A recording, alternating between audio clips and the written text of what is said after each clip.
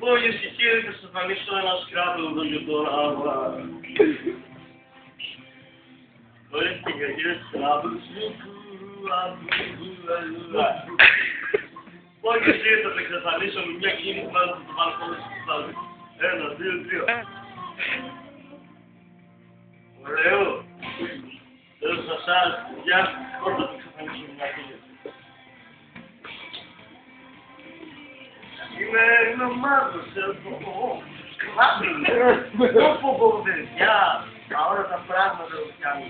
Τώρα και εκεί θα σας κάνω στην πλούσα. 1, 2, 3 και... Είμαι μάθος, ξέρετε, εδώ θα κατέβω αυτά τα πράγματα. Τι θέλετε να σας εμφανίσω? Θα σας εμφανίσω μια Κατερίνα τώρα.